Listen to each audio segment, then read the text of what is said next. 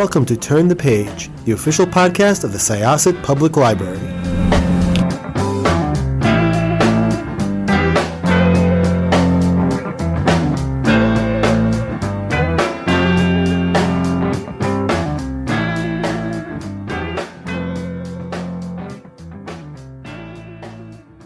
Hello, everyone. Welcome back to Turn the Page. I'm your host, Jenn, today, and I am joined by two authors, two scholars. Two people. There's not four people here. They're the same people. And they are here to discuss a book that I found absolutely fascinating. It introduced me to so many cool, interesting new topics, and I am so excited. So welcome. Could I ask you to introduce yourselves and your please? Hi, hello. I am Megan Goodwin. I am a scholar of American religions, race, gender, sexuality, politics, and our book is Religion is Not Done With You, subtitle about maps and power and things. Hi, hello. I'm Ilyse Morgenstein Fuerst. I'm the other author of Religion is Not Done With You, and I'm a professor at the University of Vermont, and my area of specialization is Islam, race and racialization, South Asia, and global race, imperialism, and power. Wow. Yeah, I am so excited to talk about all those things like your research and the book. But first, I have a question for both of you. I'm curious about how you met and how your podcast came about, because I know that preceded this book. So yeah, what was your journey to working on the stuff together? I was a potential PhD student. We had to go to UNC UNC Chapel Hill, and I was randomly assigned Megan Goodwin's floor as the place I would stay for those very important entry interviews. And if the Really giggling set the tone. is not, if the giggling is not a tip off, we hit it off immediately and instantly. I would be lying if I said Megan wasn't part of the reason. This robust community of graduate students wasn't part of the reason that I chose UNC for my PhD. And then kind of the rest is history, I say, as a historian. We hit it off. And the thing no one tells you about graduate school is that if you don't have a team, you're doing it wrong. And so if we think collaboratively, we think in teams, we think no one is a genius on their own. And so having Megan be there from like day dot has been really influential, is almost an undersell of how much this relationship has shaped my own research and thinking. But yeah, random assigned floor. Yeah. So Random or the universe just stepping in to make sure that we found each other is how I like to think about it, to be honest. I would not be the scholar or thinker or human, frankly, that I am without Ilyse, and I am grateful for her every single day, getting in my feelings about it. So the origin story is, we met, golly, in 2007 on my floor, as you do with your besties. And we had been collaborating for a decade plus by the time we started talking about doing a podcast together. And it was one of a series of moments where we continue to learn that despite having known each other for almost 20 years at this point, that every time we take on something new, it is really kind of starting over and learning how to work together in different ways, learning how to communicate with ourselves and with other folks in different ways. So initially, the pitch for the podcast, because we both work on race and racialization and politics and power, we wanted to use our expertise to help white folks confront the truth about themselves. So the original pitch was tea and crackers. That's great. Thank you. Yeah. I really love it. And also it's hard to write grants for, because here's the thing about Mellon is they're not super excited about snark. So, which I respect, that's fair. So we wanted to pull something together that felt like it was going to be helpful and useful truly for us in our classrooms, because we didn't imagine that it was going to become what it became. So the idea was, okay, what can we do that doesn't require us to do research or feel like it's going to take a ton of prep work to even produce content? And we thought, all right, well, why don't we start at the beginning and just hit all the major points that we have to hit in the first month of class. And then at the very least, we have those so we can use them in our classes, and maybe some of our friends will listen, and that'll be cute. And we'll do like 5 episodes, and then it'll be a cute thing to like put on our CVs that we did. So we launched that cute, tiny little project that was going to be nothing in January of 2020. And I don't know if you know this, Jen, but slightly like 2 months later, some stuff happened, and suddenly there was a lot, I would even say a desperate need for material that could be taught remotely. So our audience grew rapidly and exponentially, and now we're in year 5, season 7 somehow, plus a bonus summer season. So, And a book. and a book. 6 seasons and a movie. I was about to think like, oh my gosh, this is going to be horrible timing, but that was actually like sort of, yeah, really, I mean, I hate to use the word good in relation to the year 2020, but you know what I mean. No, well, you know what it was, honestly, is, and I don't think that I am in any way alone here, that semester and the following semester, so that like half of a spring and a fall, I think was the most challenging period of my career. I was well into, a decade plus of teaching at that point, and I am pretty good at it. Like Ilyse and I are both award-winning teachers. We are really good at this. And it is incredibly humbling and incredibly exhausting to feel like you are really good at something and you are doing your absolute best. You are giving it your most. You're giving it, frankly, more than you have to give.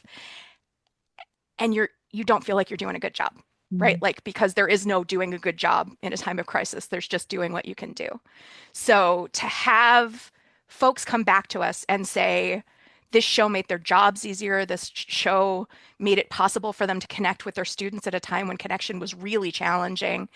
It was a shitty year. I think it was a shitty year for all of us. But feeling like we had done anything that helped, that made anybody's life even just a tiny, tiny little bit easier, that was amazing. We have a colleague, Christian Peterson, who compiled basically peer reviews of our first season. So we had a number of colleagues record kind of just reflections on how they'd been using the show and what was working for them. And I still honestly get like very verklempt every time I think about it, because that moment of closing 2020 with like, oh, this, it's not a cure for cancer, but this did actually make a difference in folks' lives. That was really amazing. Wow, that is amazing. And yeah, I was not teaching at that moment, but I was TAing because I was in grad school myself.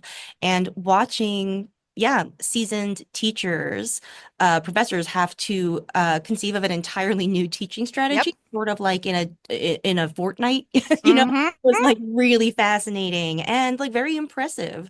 Working with such like limited means in such a short time frame, I think some really amazing things happened. And there were, I think, some changes that are good that stuck around. Yeah. Like I think there has been sort of like an opening up of like what type of sources that you can use to like podcasts, and I'm glad that stuck around. Yeah. Yeah.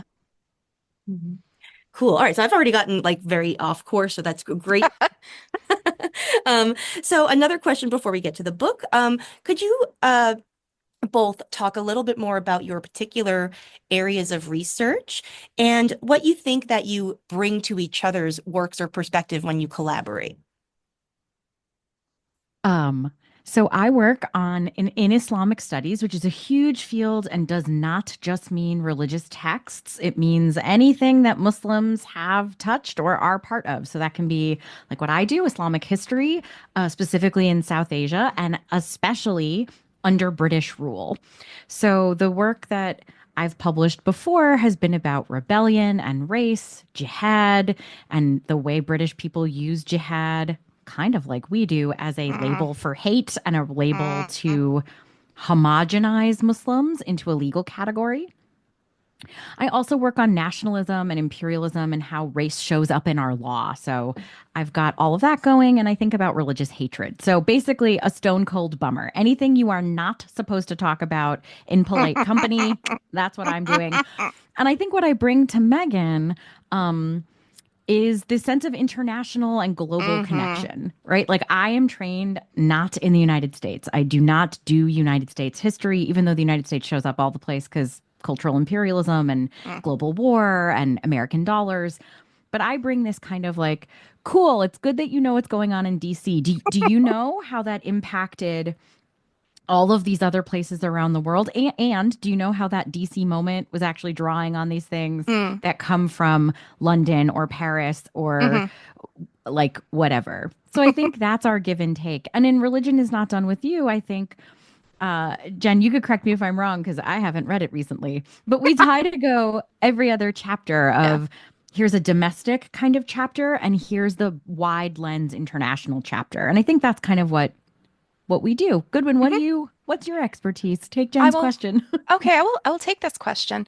My expertise is really about religious intolerance and heteronormativity and white supremacy in the US, particularly since 1980, and the way that that shapes both religious minority communities, but also, and really where my focus is how groups get minoritized. So my first book, Abusing Religion, looks at the way that we use sex to police and discourage religious difference uh, in and around the FLDS community, Fundamentalist Church of Jesus Christ of Latter-day Saints, American Muslims, and as we were discussing, the Satanic Panic, so imaginary Satanists. My work moving forward is thinking about who benefits from treating specific groups and specific people as cult members or cults.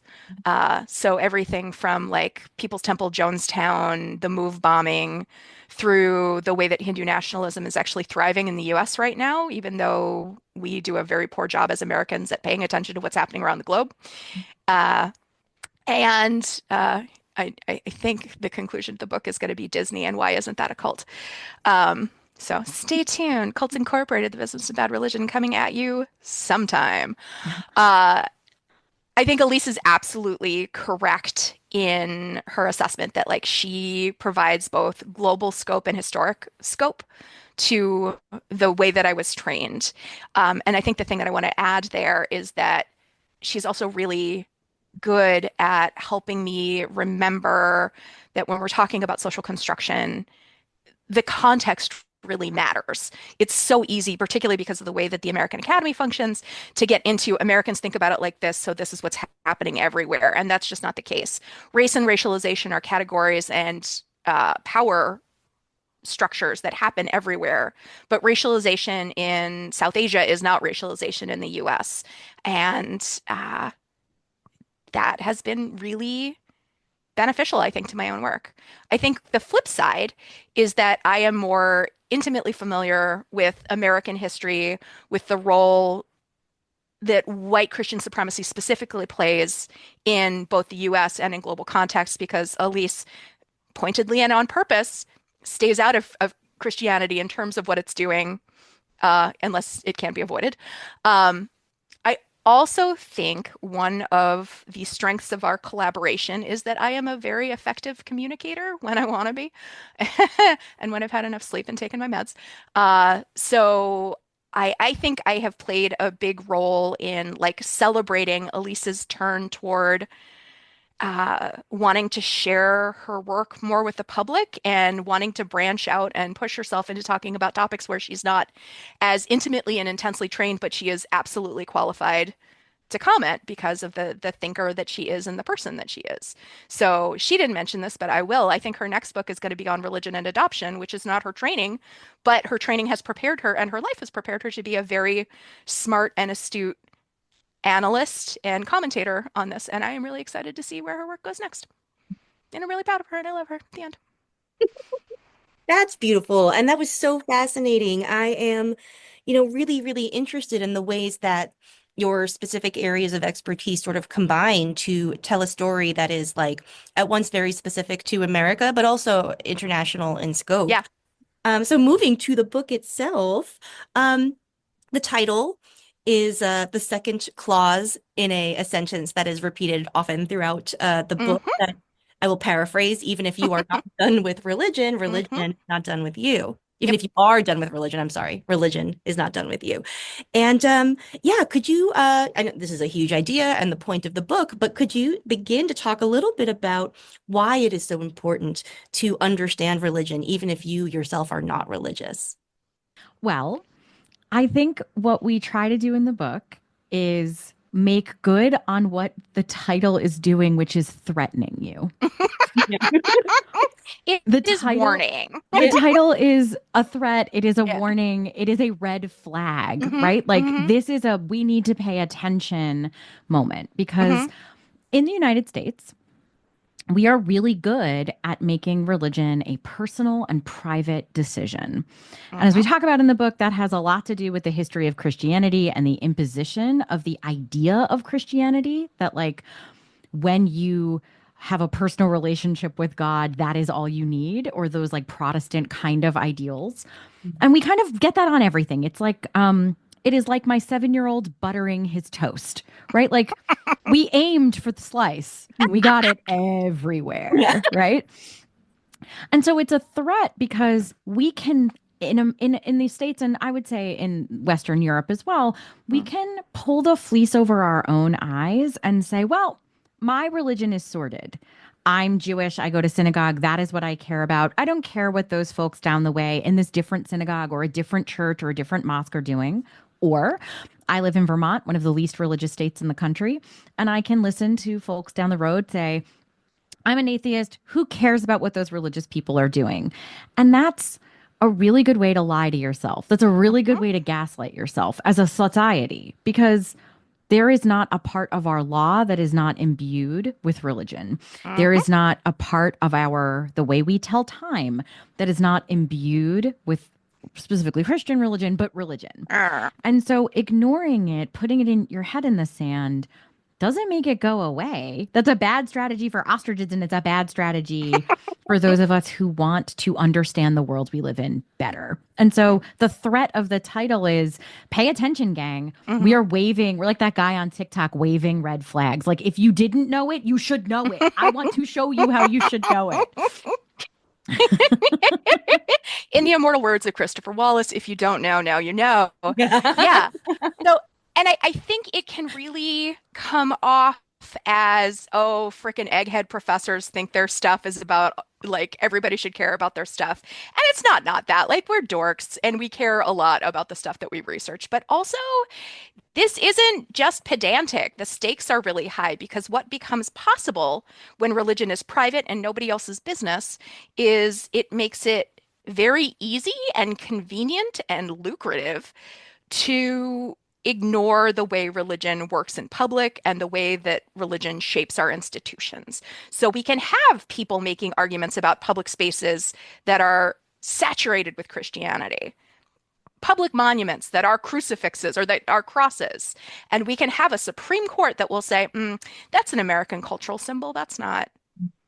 But okay, that's even just like me running around being offended by things, which is going to happen no matter what. Not paying attention to the way that religion is shaping our world is how you get a Catholic supermajority on the Supreme Court that tells you that your body is not your own, that it actually belongs to the state, and the state gets to tell you what you do with it. Like, not paying attention to religion and the way that it shapes our world means the kind of healthcare that you're able to access is limited by the beliefs and policies of somebody's institutions that you don't belong to, that you'll never meet. These really are life and death conversations, and we treat religion like it's a cute hobby for folks who haven't outgrown it instead of a major and truly pernicious force in the world, creating conditions of possibility and honestly creating very real conditions of oppression. And I don't want it to sound as though the book is overwhelmingly critical of religion, because we're not. Ilyse and I are both very religious people, actually. Not in the traditional way being very religious in the US is understood, but religion is part of our daily lives. It's part of how we are in the world. Religion has, throughout American history, made incredible things possible. There is no civil rights movement without religion. There is, frankly, no lasting move toward justice without the involvement of religious people and religious institutions. The thing that we're really trying to get across is that religion isn't an actor. Religion is what people do with it. And we really deeply want our readers and our listeners, because it's also an audiobook, which I think is cool as hell, to realize that religion, like any other human-created institution, is what you do with it. It's possible to do real good. It's possible to do some absolutely unconscionable, horrible things, it should not be possible to ignore it. And you are absolutely doing so to your detriment. And frankly, to the world's detriment. Yeah. Yeah, absolutely. Something really interesting happened while I was reading this book, on like, a work break at some point while I was at the middle of the book. I flipped over to TikTok, and I really hate when I start sentences with like, I saw a TikTok, but I did. And this person pointed out that like if you go in your iCalendar on your phone, if Mm-hmm. you go back to October 1582, there are 14 or 15, there's 11 or so days missing. Mm-hmm. Yes, we just wrote a thing about it, actually. It's on Religion Dispatches. And, that is one of the many ways in which religion can sort of remain invisible while also shaping the way that we think about time and the way that time structures our entire society and the way we work and rest and all these things. So yeah, what is my next question? I will enter. Is it about calendars? Because Ilyse is ready. You ready? Let's talk about calendars. Yeah, because that is such an interesting, way that I think it remains invisible. And that's something that when I was in grad school myself, learning about medieval history, my professor used to say a lot that, like, in the Middle Ages, religion was like time in that it completely structured their worlds while being invisible, So yeah, could we talk a little bit about like calendars and how that all features here? Of course. You're so happy. You're so happy right now. I mean, honestly, I think it's really funny that I have become known since the podcast started as like the calendar lady. Like, if you want to talk to us about how religion shows up, it's calendars. And it's a quip that I use because I have yet to work at an institution of higher ed where we can manage our multicultural student body and faculty well. And so everywhere I've worked, there's a religious holiday policy, and it goes something like this. For students whose religious holidays are not honored by the academic calendar, you are entitled to take those days off. You have to tell your professor, though. And so I have fought at every institution I've ever worked at or attended that this is inherently racist. And here's why. Because the only people whose calendar events get honored on a calendar are Christians. Universities get off for a whole month in December. But Jewish people have to both out themselves as Jewish, right? In order to benefit from the policy, you have to be willing to put in writing, here is my religious background, which demonstrates an institutional insensitivity because there are plenty of religious groups that throughout history have tried to like keep their religious identity on the mum because you don't know if that professor you're asking for a day off for is an anti-Semite who's going to be like, cool. You tried really hard on that chemistry exam and you just accidentally failed, right? Like, you don't know. So not only that, but also you are the religious minority are then in the position of always catching up and never actually having space. So for my personal life, my sense of time as being Christian has felt oppressive to me since I was the kid in kindergarten in New Jersey. And the kindergarten teacher gave out Santas or trees. The choice was Santas or trees to color. And I'm so sorry to tell this story where my parents might hear. But I fully stood on the desk in Mrs. Connor's kindergarten class and was like, why is this a choice? Santa isn't even real. And it's the first time I was sent to the principal's office because I ruined Christmas. But like, ruining Christmas was really it was literally Hanukkah while I'm being asked to color Christmas trees or Santas, but the calendar doesn't recognize it. The teacher doesn't recognize it. The school district doesn't recognize it. And in the mid 80s in New Jersey, you could be religiously insensitive in a way that wasn't on purpose, right? So we can do harm with our calendars without meaning it. And so for everyone, for me, it's like, how does time become an invisible place where we don't see religion? There's only one answer to that, and it's that you're Christian. Yeah. That's it. Because Jews know, Muslims know, Hindus know, Baha'i know, Sikh know, you're Wiccan, you're pagans, they know. Everyone that is not a mainstream Christian knows that time... Because you have to. Because you have to. Because I know that in my Jewish calendar, we're in year like 57, 80, whatever. And I know from my Islamic studies, we're in like a different year for the main Hijra calendar, and we're in a different year for the Persian calendar. But for most folks, we're not paying attention to the fact that 2025 is just how many Jesus years plus since one. Jesus? And so it is both really invisible, but also really pressing and primary for everyone for whom that affects. Hmm. And so I think that calendars feels to me like this perfect example of to whom is it Hmm. invisible? Hmm. Hmm. Well, and I think the one thing that I want to add here is that, again, this can sound like, oh, you're being so sensitive. And most people know that this is how it works, so get over it, as my mother-in-law would say. Ex-mother-in-law, sorry, that sounded too excited, but she's not gonna listen to the podcast, that's fine. Uh, this is a space where real material harm happens. I mean, it is not just, oh no, you've had to out yourself, although that is a space of danger, but also we're asking students who are fasting to take exams. We are telling not Christian or not, Christianized, secularized students that they don't actually belong, that they're an afterthought. And that does real harm. And also it gets reflected in our other institutions, right? We also see that, but not you. In way too many places where people are already vulnerable. We see it in prisons, we see it in business places, and it really does affect what's possible. And also, this is a thing that I bring to the podcast, it directly violates what America says its principles are. Like you said, Constitution, that this is a space where the free exercise of religion is not just allowed, but celebrated. So, like, Why if do we I have actually, to take a sick day uh-huh, to celebrate my holiday, but the uh-huh, entire library is closed for the week of between Christmas and New Year's? And I'm not mad. Librarians deserve time off. We should absolutely yes, honor that. But but time those are off for time different off's things. sake, But those are right? As different opposed things.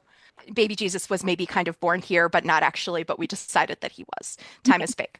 So yeah, it's calendars, I think, is one of the clearest ways that we have to articulate, you think this is neutral. It's really not. Maps are another really good one of you think that this is just a neutral way of conveying information. Choices get made in how maps come together, choices get made into how we measure and value time. And those choices affect who's frankly safe and welcome and included at work. Like, yeah, I'm witchy and I was working in Northeastern, which is in Boston, Massachusetts. It is hard to get a leftier city. And I still have to worry about like how is this going to reflect that I'm, taking off for Samhain. I have to call out witchy. Right. And even in the most understandable work environment, that is a moment of vulnerability that in a country and in institutions that say that they are dedicated to inclusion and equality, well, it's kind of going away, but um, why should we have that extra step? Like, not that the Americans with Disabilities Act is in any way well enforced, but the basis of the American with Disabilities Act is that you shouldn't actually have to tell your employer why you need the accommodations that you need. The assumption is people need different things. And that applies every bit as much to religious difference as it does to bodily inability difference. So, No. So you do talk a little bit about the role of identity in all of this, and I spent a lot of time thinking about that in relation to a little nugget of wisdom that I have heard around here and there without ever actually verifying. But I remember reading recently that in terms of like marriage trends, that religion and politics have switched places. Like, so it used to be much less common to marry outside of your religion, but you would, be more likely to marry somebody who had different political views from you, mm, and that the opposite is now true. And I am kind of curious about like how identity plays a role with that, because like once something becomes identity, it becomes, yes, like a spot of vulnerability and something that you can feel like you have to defend when it feels threatened, which I think can explain a lot of like what we see happening with like Christianity in this country right now, like it feels existentially threatened in a way that like, or it perceives itself as such. yeah. So yeah, could you talk about like how identity works here? That was sort of like a mishmash more of a comment than a question, and I apologize. No, that's cool, and it's actually something that I think about a lot. I think you're right, and I do have data on the way that that's shifted, not in marriage, but in voting trends. Religion used to be more of an indicator than political party, and that has absolutely swapped. But I think also what we're seeing here, and not to get too into the weeds on this, is what I've theorized as anastrophic politics. So an anastrophe is where you switch orders in a sentence. So like Yoda talks in anastrophe, like uh, you know, listen, you will, sort of thing. So one of the things that I pay attention to a lot are where systems and particularly laws get turned on their heads against their original intentions. So this article where we look at anti-Klan, Ku Klux Klan, anti-masking laws. And the idea was to prevent vigilante justice and specifically white supremacist, anti-Black vigilante violence. And what we're seeing is those laws being weaponized both against anti-fascist protesters, but also Muslim women who cover. Mm-hmm. So I think in a bigger way, one of the things that we're seeing around religion and politics and this move toward identity, making it personal, is one of the places where we see oppressive systems try to make, and this obviously comes directly out of capitalism because it wants everything to be nuclear and individual, shifting our attention away from oppressive systems toward individual people that we can then dismiss as like whiners or outlying cases, or that's a you problem, that's not a me problem, right? So if we think about religion as individual, as like an individual preference, and particularly in this Protestant way of like, well, if it's not working for you, then you just try something else, which is not how community works. It's certainly not how race works, right? It gives us space not to address or oppressive systems. It gives us space to say, this is individual people feeling left out, individual people being harmed, and not we've created systems that do real harm, real violence, frankly, on purpose, right? It's a very much like a look over here. Like, don't worry about pay the no man behind the attention to the curtain. man. Yeah. Yeah. We're basically sharing a brain at this point, so. Well, and it kind of explains, I guess, in the in terms of race, like why people celebrate things like the Green Book, where it's like, oh, you could solve racism if you just drive it. Make white people feel better? Yeah, The real fix to racism is making white people feel better. I'm pretty sure. Yeah. No, it's not. That was sarcasm. And so, yeah, that is interesting to me that, yeah, like when you purely focus on religion as identity, then you do further work to obscure those like systems. Well, and the problem is, again, individual people, and America loves to tell individual people that their problems are their own business to sort, as opposed to we live in a society, and what if we made it possible for more people to survive and flourish? But that's not a good business model. Actually, it's a great business model, but nobody likes it because we like racism better. Yeah. America. Man. So on that note, I feel like, because I think this like interview in general has been doing a great job of demonstrating the book's tone, which before we started recording, I described as both deadly serious and hilariously funny. And so could you maybe Ilyse go first? Could you talk a little bit about how you achieved that tone? Like that's so hard, to like yes, funny and not use it as a defensive mechanism to soften your message, if that makes sense. Like how do you use it? Yeah, Jen, that's a really good point. I think we are people who don't want to use humor in that way. I think we're using humor to underline the point rather than soften the point.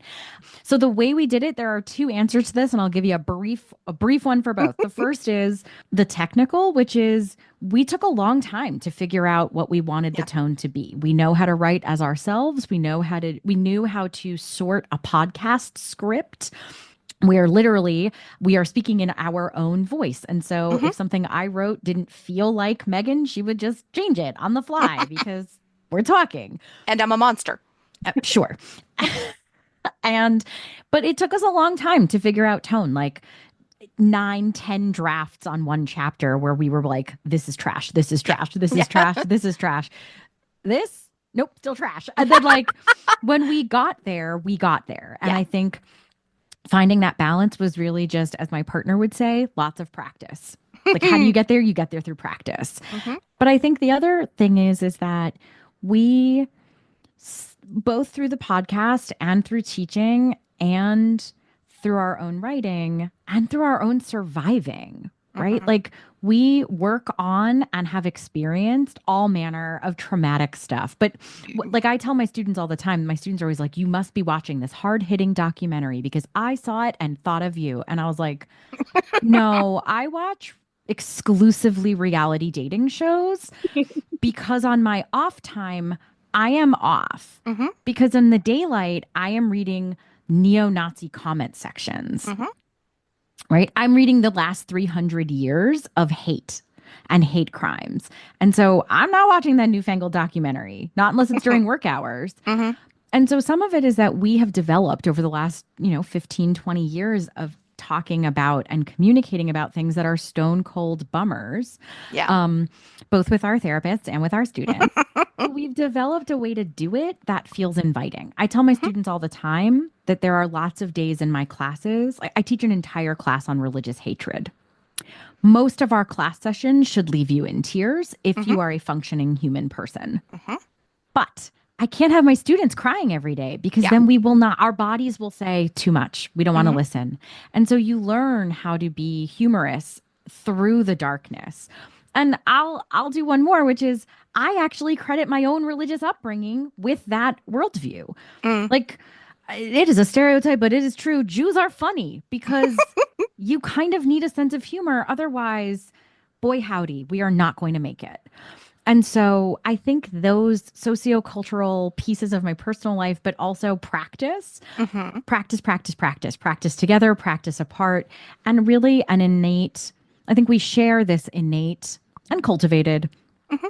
value that things that are worth learning might be challenging and hard, but that doesn't mean they need to be devastating. We can Mhm. learn about devastation without ourselves becoming numb and cold and Mhm. black-hearted because we actually want folks to go and do something about it. We Mhm. don't want you to be in despair. We Right. want you to be in a place, and whether that's you, my 18 to 22-year-old undergraduates, or you, my dad, or you, our book readers, we want you to be able to say, gosh, I didn't know how bad it was. And now that I know, I have a new tool in my toolbox to make this place better.